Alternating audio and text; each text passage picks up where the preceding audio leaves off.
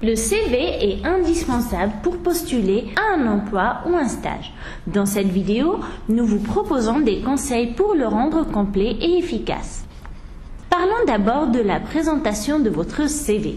Les recruteurs consacrent en moyenne 30 secondes à la lecture d'un CV. Pour maximiser vos chances, vous devez donc être concis et efficace.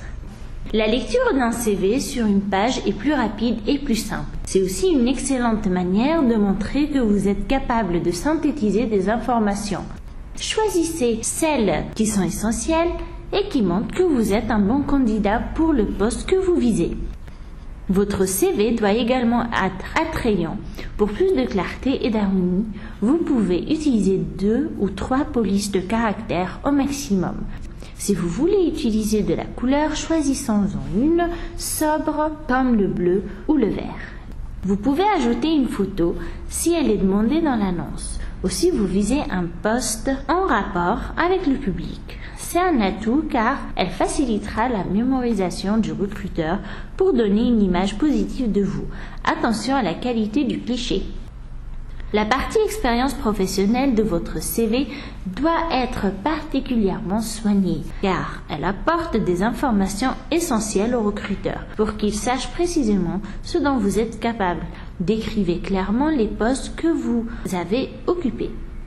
S'il est évident que vous devez mettre votre parcours en valeur, ne mentez pas dans votre CV.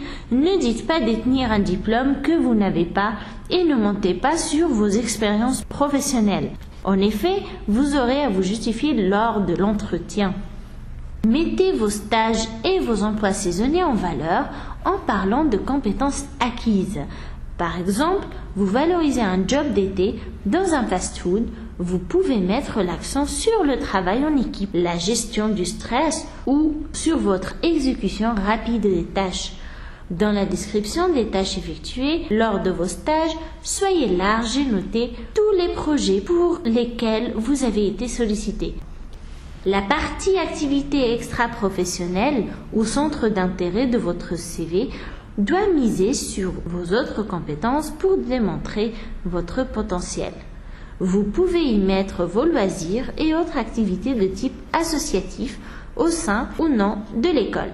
Si vous êtes amené à beaucoup travailler en équipe, essayez de trouver des activités impliquant des groupes. Votre maîtrise des langues étrangères peut apporter un gros plus à votre formation. Pour indiquer votre niveau, choisissez les termes clairs et courants.